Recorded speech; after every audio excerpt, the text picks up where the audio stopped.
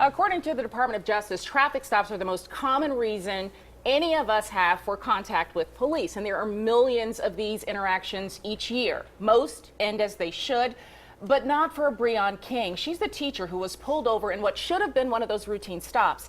It escalated in just 8 seconds. Take a look.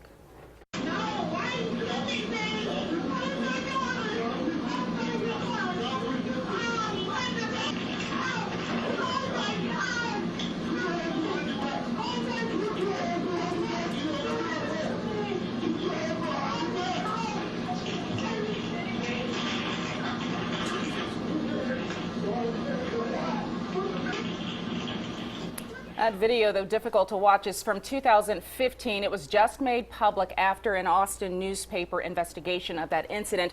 The investigation also revealed a conversation that King had with another officer about race while she sat in the police car. And she asked him the question, do you believe there's racism out there?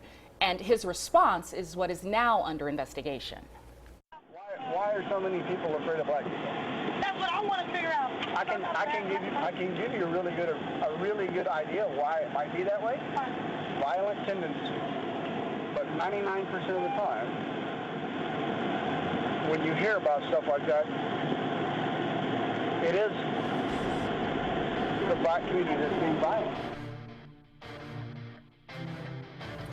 What happened to Ms. King, I think, raises a lot of questions. Training, sensitivity, excessive force. So, Chief Roper, I'm going to go to you on this one because it seems from the public looking at that lots of things went wrong. The sensitivity one, though, the conversation he had with her, how does that hit you? Well, too many issues to even dig into in that video because it's absolutely wrong. His comments regarding blacks and violent tendencies are racist. And there is no place in police work for it. And if he worked for the Birmingham Police Department, he would be disciplined about those comments. Those comments took some time to come out, though. It only came out because of the investigation. So I want to ask about the video cameras that we have and the data that is being collected. What happens with that data? Well, for us, we're in the midst of a body camera program now. Our evening shift and morning shift officers, which are overnight shift, they have the cameras. We've requested additional funding that's in the budget now that the mayor has proposed to complete that program. And so for any use of force incident, that footage is reviewed. A supervisor will look at that. We want to make sure that what's in the report matches what's on the video. And some of it's used for training. Quite often, some can be used for investigations.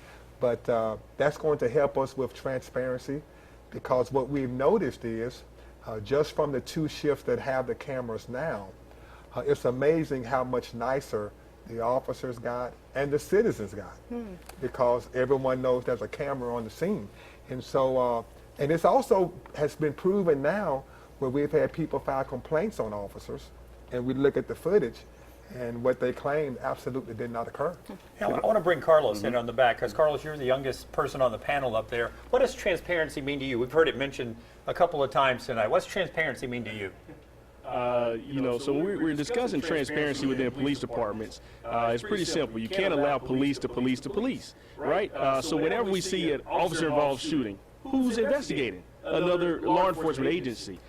Even with, in Baton Rouge, the police officer said that their body cameras fell off. Well, if that guy was not video recording, we wouldn't have seen any kind of video footage from that incident. So, it'll always be the officer's word against yours. Even with Eric Gardner, we saw on the video he was murdered, by a police officer, choked to death. Said, I can't breathe 11 times, and he was still choked. You have to have your citizens. Citizens are the taxpayers. We pay the salaries of the police officers. We are the authority, and not the police. There's a thing called authority. Well, whoever, it's an employer-employee situation. The taxpayers are the employers. And the police departments are the employees. They work on behalf of us. They answer to us. So why aren't the citizens at the forefront of the discussion whenever we have an officer-involved shooting or situation? Right next to you, Mr. Boaco with the Fraternal Order of Police, you were reacting to that.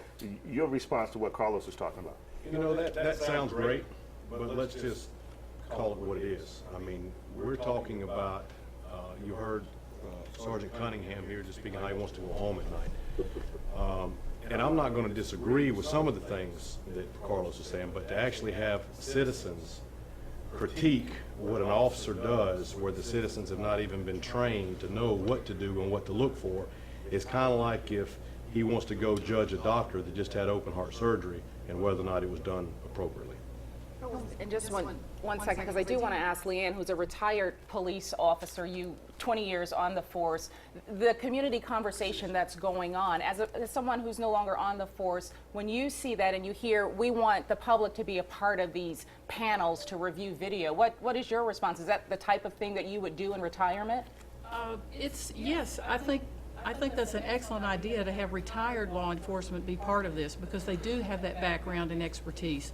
The public should be part of this, but we do need to have some knowledge of what's going on, because the conversations I've heard since this latest spate of videos have come out have demonstrated pretty clearly to me that people who don't have a law enforcement background are not seeing it through the same eyes as people who do. I can see things in these videos that they don't, and some of it's good and some of it's bad. Some of it supports the officer, some of it doesn't, but I can see it and they don't see it. So yes, that would be a great idea, I think. Carla wants to give a response to that. Yeah, you said that the citizens shouldn't be a part of the critique, but it's kind of ironic how a citizen can be a part of a grand jury, but when it's time for the police to be out of investigation, the citizens can't be a part of that. That's not right. We have to be there, because again, the police, we see time and time again, police officers are let loose on situations that they should be prosecuted for. The prosecutors are working with these individuals. They're not doing their duties. So we as citizens have to step up, and we have to be at the table when it comes to these situations. Let me ask this of you, U.S. Attorney Joyce Vance, because uniform crime reporting, some of the things that are happening in some communities, if we're not getting good data on the big picture of what's happening, how can we really correct some of the things that he would be talking about? Can you address the problem with why we're not getting uniform crime reporting? So we collect data on law enforcement incidents from a lot of different sources.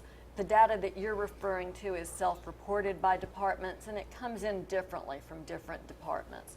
We also get a picture in the FBI's uniform crime reporting and through collection of data that's done by traditional law enforcement mechanisms. So what we're talking about here, right at bottom, what we're talking about is how do police, federal agencies, and prosecutors find out about these incidents where police officers engage in misconduct, and how do we look at them? And that, I think, is less a matter of the collection of the overall data and a matter of having good relationships, of knowing a police department will call you when there's a problem and ask either the federal government or local prosecutors to engage with them to determine, is this a problem that meets the threshold for criminal prosecution? And one thing that I'll add to that, in my office, the U.S. Attorney's Office in North Alabama, we have a track record of indicting cases when police engage in misconduct. We don't do that, though, because we think police are bad. Day in and day out, I see example after example of police officers who are deeply committed to their communities. But on the occasion where police officers engage in criminal conduct, Roger, Mr. Stanton's FBI office, and my office, we don't shy away from those prosecutions. There are also accusations of these draconian sentences against people of color. They seem to be harsher at many times. How do you address that? Well, sentencing, I think, is a conversation that we could have for a couple of days and still not get to the bottom of it. But there does seem to be a bipartisan consensus in this country that we need reform of our criminal justice system.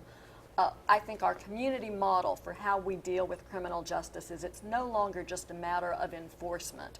And Chief Roper and I are heavily engaged in prevention work, but also in reentry work. How do we help people returning to our community from prison succeed rather than returning to the cycle of crime? Got a lot more voices to hear from coming up, but as we head to break here, we're taking questions from you tonight on our Facebook Live.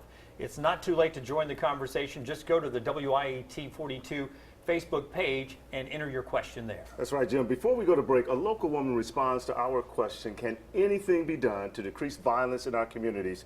Here's what she had to say. We can't change the minds of people. It's just one individual. We can't, what can we do?